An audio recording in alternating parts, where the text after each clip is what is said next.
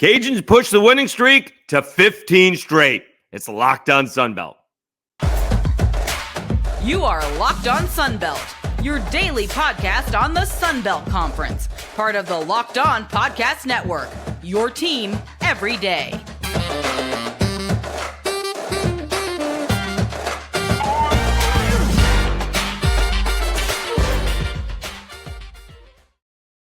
All right, Dave Schultz, Locked On Sunbelt, your team every day. Today's episode is brought to you by LinkedIn. These days, every new potential hire can feel like a high-stakes wager for your small business. That's why LinkedIn Jobs helps find the right people for your team faster and for free. Post your job for free at linkedin.com/lockedoncollege. Terms and conditions apply. All right, besides the Cajuns, Georgia Southern sweeps Georgia State, and we don't talk a lot about women's hoops, but how about Marshall's Kim Caldwell taking over for the Vols? That was reported by Talia Goodman, Jeff Goodman's daughter, who is either a freshman or sophomore at Indiana University. All right, so lots to do. Sorry about keep on talking about the Cajuns, but they just keep on winning. If Georgia Southern wins 15 in a row, they'll be at the top of the show. What can you do? It's convenient for me that it's happening in my backyard, but Cajuns win again. Not really threatened by ULM, nor did I think they'd be threatened by ULM. And by my numbers, the Cajuns have trailed, and I do trailing differently. They have trailed by 8 innings. They've trailed it for 8 innings, I believe, during this 15-game winning streak. And let me give you an idea of what I mean by trailing. So Texas State took a 1-0 lead on the Friday game, or the Thursday game, the first game of the series. But so that's Texas State's leading at the end of the inning, all right? But Connor Higgs took like the second pitch out and hit it out. So that, to me, that's not really trailing. It sounds ridiculous, but they did not trail for an out per se. Texas State did take the lead, but the next time the Cajuns were up, like Grambling was ahead for a few innings. Grambling jumped on them for 4 runs in the first. Took for the Cajuns a little bit to get ahead. And I think Texas State on the Sunday game, the last game of the series, led for most of the game. Cajuns scored 5 in the 8th. So they've trailed for a grand total of like 8 innings in a 15 game stretch, not including the first game where they came back against Arkansas State. So that doesn't count because the streak hasn't started yet. The big news is that Carson Fluno pitched 4 good innings, 42 pitches. That's big news. If he's good to go, we'll find out if he's good to go next week. Basically, we won't find out, later today for the press conference because Deggs will not have seen him. The only thing we would hear is if Deggs found out and he's not good, right? Which I'm not sure that Matt Deggs would share with us. So if Carson Fluno is all set, he'll pitch again this upcoming weekend on Sunday, presume, against the Marshall Thundering Herd. Here's the issue with the Cajuns, and it happened, and I keep on referring to this, and take it for what it's worth, because I go to WarrenNolan.com. I don't think the Cajuns are going to go 45-11. That would be losing 3 more games the rest of the season. That's insane. At the same time, on Sunday, at one point in time, they were 38-18. What math is telling you they're going to lose 10 more games this year? All right, so somewhere between 3 and 10 makes sense. All right, but on Sunday night, not Sunday night. It was they had dropped to 46 right after they lost the game. But by the time I got home, they were down to 50. Like, some Power 5 teams got some wins. Like Ohio State moved up 19 spots. Arizona has moved up 25 spots. West Virginia moved up 20 spots. Cajuns haven't done anything bad. In fact, technically, the Cajuns did not move. Not only did they sweep ULM and have won 15 ball games, but they didn't move up. They entered the week at 50. They'd gotten up to 45 was trying to have a little fun with LSU because they've even dropped to 46. Let's see if they're still there. Yeah, LSU's dropped to 46. So going to just have a little Twitter fun with that, but not a real big deal. But then the bottom kind of fell out of the Cajun standing, and they went from 46 to 50. That's the problem. Their schedule is just not great, but we knew that coming in. I'm sorry to keep on harping on this, but that's the truth. And so they are under this pressure. It's really two losses are killing them. All right. They can't expect them to sweep a Wright State, but maybe they should have. But they took 2 out of 3 to begin the season. And then they didn't get a win in Houston. I guess that was after losing 2 out of 3 to Rice. So if you beat Houston, forget about Vanderbilt and LSU for a second. You just beat Houston and you take 2 out of 3 from Rice. So instead of being 24-8, they'd be 26-6. And instead of having a 50 RPI, they'd probably be in the mid-30s somewhere. Regardless of where they are RPI-wise, again, the schedule up to this point has not been great shakes, whereas Southern Miss, they played South Alabama. South Alabama did help out the Cajuns with a win on Sunday against Southern Miss, but because they played South Alabama, they went ahead of the Cajuns, and the Cajuns fell back because they were playing ULM. So regardless of the RPI, right now, the non-conference strength of schedule is getting worse. It's down to 150. The strength of schedule overall is 115, and that includes Vanderbilt and LSU. It does get better after this week. They have a 5-game week that, again, they can ill afford to lose a game. It's crazy how they can be on a 15-game winning streak and ill afford to lose a game. They get Prairie View, A&M. They're 276. Better not lose to them. And if you don't think it can happen, the last team that was 276 was Southern. They may be a little bit higher, but close enough. 276, and they go in to the box and take down LSU. Then you get La Tech, which can actually help. La Tech has a very odd. They've got a couple of good games in there. They're 25-9. They have a good record, but I'm not sure they've beaten too many teams. Their RPI is 89 as of Monday. But then you're playing Marshall, 182. That's not going to help. Then you're playing Southeastern. I thought that may help. It's 152. We'll see what it is by the time the Cajuns play them. But then you are playing Coastal Carolina on the road. Then we'll forget about the midweek game. Then you're playing Southern Miss at home. That's going to help. Troy all of a sudden is hot. They're up to an RPI of 93. And then you're playing Georgia Southern. They're hot right now. And then you do finish up the season with South Alabama. So you should have, let's see here, Coastal, Southern Miss, Troy, and Georgia Southern. 4 good series to finish up the season. We'll see where South Alabama is. That is kind of the reverse of what LSU is doing. LSU started off with Mississippi State, Florida, Arkansas, Vanderbilt, and they get Tennessee.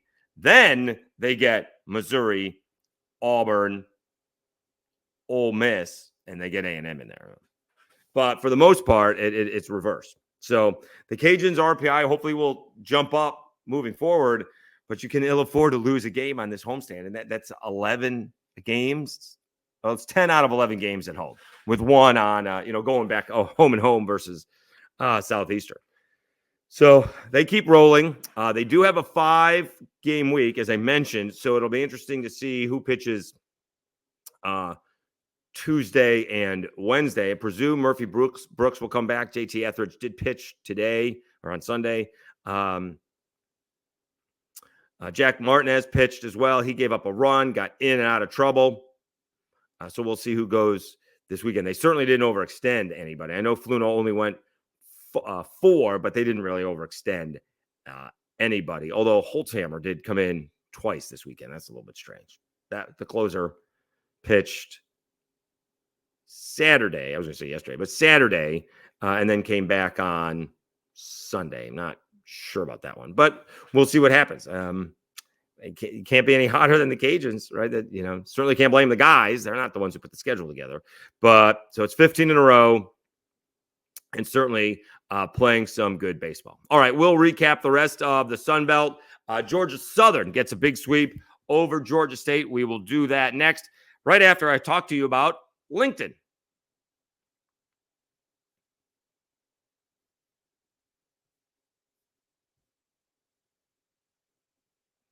When you're hiring for your small business, you want to find quality professionals that are right for the role. That's why you have to check out LinkedIn Jobs. LinkedIn Jobs has the tools to help the right professionals for your team faster and for free. LinkedIn isn't just another job board. LinkedIn has a vast network of more than 1 billion professionals, which makes it the best place to hire.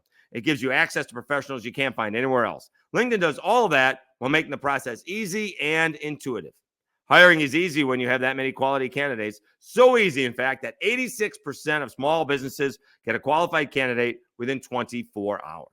LinkedIn knows that small businesses are wearing so many hats and might not have the time or resources to hire. 2.5 million small businesses are using LinkedIn for hiring, and so should you. Post your job for free at linkedin.com/lockedoncollege. That's linkedin.com/lockedoncollege to post your job for free. Terms and conditions apply.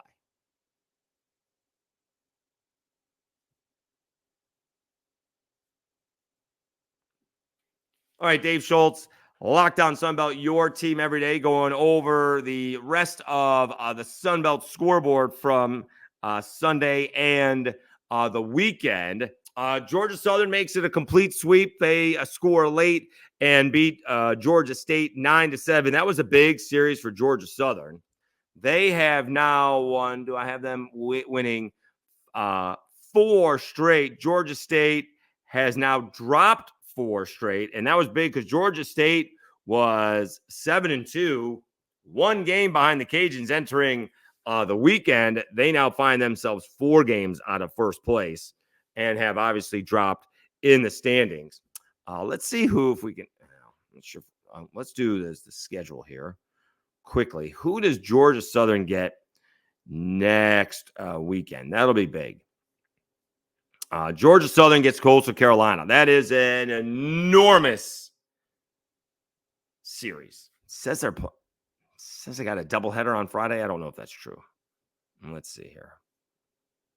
No, that's typo on the Sunbelt website. So that's a huge series for both those teams to try and stay within reach of the Cajuns. And certainly if you're Georgia Southern trying to improve your RPI, Coastal Carolina is like 22. So they don't need much help. But that is a huge series in Statesboro next weekend. All right, James Madison with a sweep over App State. They beat them on Sunday, 11-5. All of a sudden, James Madison, who has a good RPI, let's see where they are as of Sunday evening. Because they got off to a great start, and then we're not doing well in the Sun Belt. They're up to 25. They're 6-6 in the Sun Belt, 19-12 overall. See, here's the thing. Their strength of schedule is 15, and they're 25. The Cajuns are sitting at 50, and their strength of schedule is 115. A little bit different. We don't have to go into all the details, but James Madison kind of, even though they may be a little further west, not really, but they're surrounded by Power 5 schools, and the Cajuns aren't. It's just, what can you do? All right. Let's see what else we have in the Sun Belt. By the way, Texas State avoids the sweep. We told you to watch out for Marshall. That was just a tricky series for Texas State. They were coming off a sweep against the Cajuns. They coming off a bad loss to A&M. They lose 7-1 on Friday. They lost 5-0 on Saturday. The Bobcats do get 1. They beat Marshall 7-4 on Sunday. But the Thundering Herd coming to Lafayette this weekend. They take 2 out of 3 from Texas State. And I can't imagine that helps. Doesn't help the Cajuns. But let's see where Texas State is right now. Because I presume they fell with the 2 losses. Maybe not. Let's see. Best way to do that probably is to click on the Cajuns and see where Texas State is. Their RPI fell to 113. That's not helping anybody. Yeah, they're 113. So they take a tough series loss, 2 out of 3 to the Marshall Thundering Herd. All right. Coastal Carolina does take down Old Dominion 10-0 on Sunday.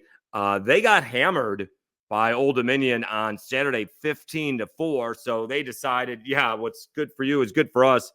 And they blanked the Monarchs 10-0 on Sunday. Coastal Carolina wins the series, but ODU gets a big win. That's a nice win for ODU. I'm telling you right now, when the Cajuns go there, that Friday night, we'll talk about this later on, but that Friday night game is going to be as big a game as the Cajuns have had since Vandy and LSU.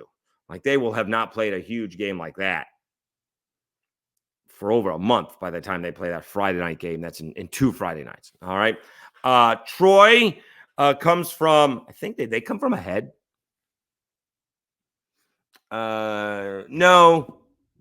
Well, they sort of did. They tied things up. It was a 6-5 heading into the 9th. Arkansas State scores 3 in the 9th, but Troy scores 3 in the 9th to win at 9-8. Arkansas State jumped out to a 4-0 lead.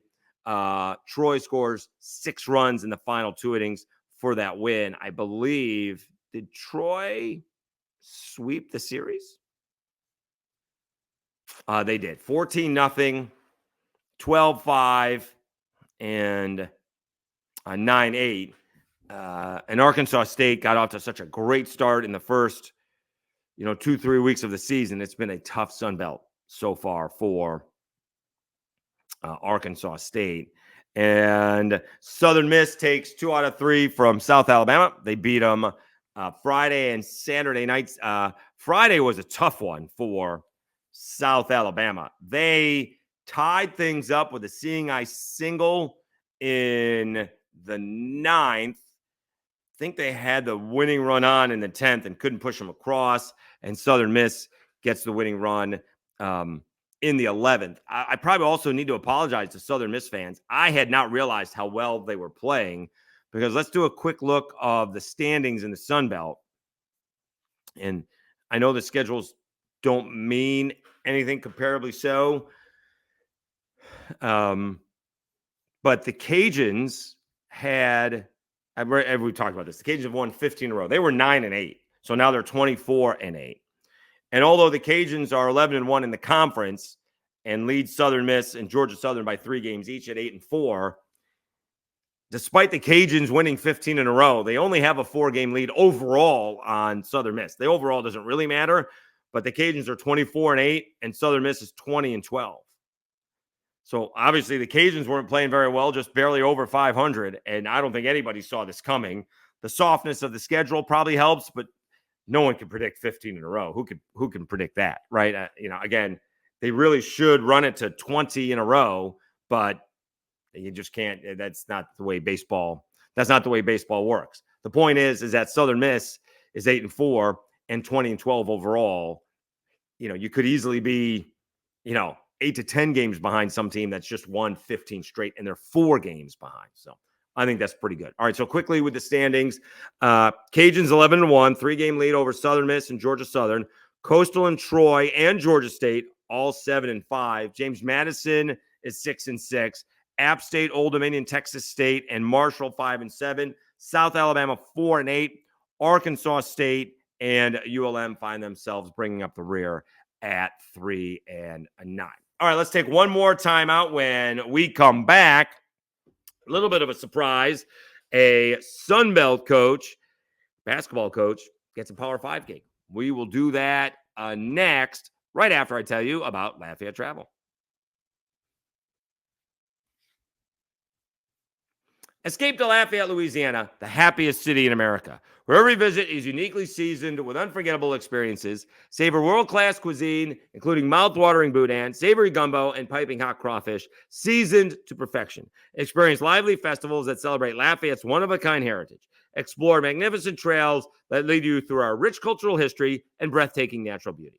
Discover the untouched purity of our cypress and tupelo swamps, where you can paddle past nesting birds and sunbathing alligators. Immerse yourself in the vibrant rhythms of Cajun and Zydeco music that can be heard any night of the week. Whether your passion is for our rich cultural history, the bustling culinary scene, or the distinctive blend of Cajun and Zydeco music, the happiest city in America has something for everyone. Start planning your adventure at LafayetteTravel.com/season.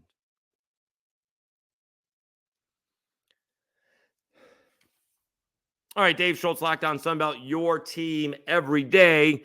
Who knows, by the time we wake up, there may be a major coaching shakeup on the men's side that has nothing to do with the Sunbelt, but there was a major shakeup that came out today, and it was being reported by someone that I'm not sure how many people are familiar with. We all, if we follow college sports, we know Jeff Goodman. His daughter goes to Indiana, and she appears to be a sophomore. Let's see here. She started in 23. So 24, 25, 26. So maybe 22. So she may be a sophomore. Talia Goodman reported it that Kim Caldwell from Marshall is taking over at Tennessee. That's about as big as women's job as you can get. That is an enormous job. She broke it almost around noon on Sunday, a few hours before the women's championship game between Iowa and South Carolina. She had it breaking. Tennessee has hired Marshall head coach Kim Caldwell as their next women's head basketball coach. In her first year as a D1 coach, she led Marshall to become both regular season and conference tournament champions with a 26-7 record. Caldwell was recently named D1 Rookie Coach of the Year. She actually has kind of like a Bob Chesney kind of record from, the new head coach at JMU. This is, Marshall is not her first go around, and she is getting paid well. Base salary of $750,000, $750,000. That's probably a pretty healthy bump from Marshall. So she, let's see here. She was at her alma mater, Glenville State Division II, for 7 seasons. In 7 seasons leading her alma mater, she posted a 191-24 record, 132-12 in the conference, 2 trips to the Final Four, and 1 Division II national championship. A lot of these coaches, a lot of these ADs, I should say, are a little bit hesitant to, think out of the box because she only had coached 1 year at Marshall. Do we take her? And she turned Marshall around. That was the first time, let's see here, that Marshall had been to the NCAA tournament in 27 years. So Kim Caldwell gets a nice payday. I think that sounds like that's a pretty good get by Tennessee. I think it's a good hire, a good move by Kim Caldwell, obviously. I think that's a lot like Pat Kelsey. They didn't start there. Louisville didn't, but I think they ended up with the right person. And I think Tennessee ended up with their right person. I saw, obviously you can't do anything if you're Marshall, right? It's disappointing. It's the Sun Belt is a bunch of, stepping stone gigs. It is. We can't, it's not really a Sun Belt, but, the whole thing was, when Arkansas opened, Will Wade was going to jump there. Well, he didn't even interview. He turned it down. And the big news is that maybe we'll see Calipari is going from Kentucky to Arkansas. But, when you have a chance, you don't have any idea, and you're signing a 5-year deal, right? She's not getting $750,000 over the length of the contract. She's getting it. Is it 5 years? Probably. 5-year contract that will pay her a base salary of $750,000. 1.5, 3. So that's $3.75 million over the next 5 years. And God forbid she wins or gets to a Final Four and gets an extension. That's going to be a 5-year $1 million deal at least. So that's life-changing money. I can't blame her for taking it. Be interesting to know how long it took Tennessee to get there. So we do wish her the best of luck. That was a heck of a run that they had at Marshall, and they play a really, kind of like, I don't know about it, South Carolina. suffocating defense, but they play a really tough 40-minute ball game. They're going to, if they weren't in shape beforehand, they're going to be in shape now. And we'll see if that works, in the SEC. But that's a big deal for the Sun Belt. We'll see who Marshall hires. Remember, Marshall just hired the men's basketball coach. I think it's Cornelius Jackson. We're trying to get him on. We're still trying to get him on. He just moved down the chair. He was like the associate head coach. So he just moved down the bench. We'll see if they do the same thing for the women's. Speaking of that, we are expecting guests again. Rumors that I started last week, Cajuns pitching coach Gunnar Leje is hopefully going to hop on. Southern Miss, who just had their spring game, Will Hall is going to, football coach is hopefully going to hop on. We've heard back from others. I contacted every single SID except JMU for the football coach because we just had Bob on, so maybe we get it after to see how spring football went. And Troy, we just had Jared Parker on, so it's kind of tough to get those guys on so quickly again. And Mike Desmo, I can go up to Mike myself and get him on. So I have contacted 11 out of the 14 SIDs. So we did that Friday. About half of them got back to me, and we'll follow up again this week. So the ball is rolling to see if we can get on all, or 10 or 11 of the football coaches here as spring practice basically wraps up. All right, good week. Thank you so much for tuning in to Locked On Sunbelt. Hopefully it was a spectacular weekend. Thanks so much for tuning in to Locked On Sunbelt, your team every day. Have a great week, everybody, and we will talk to you again on Tuesday.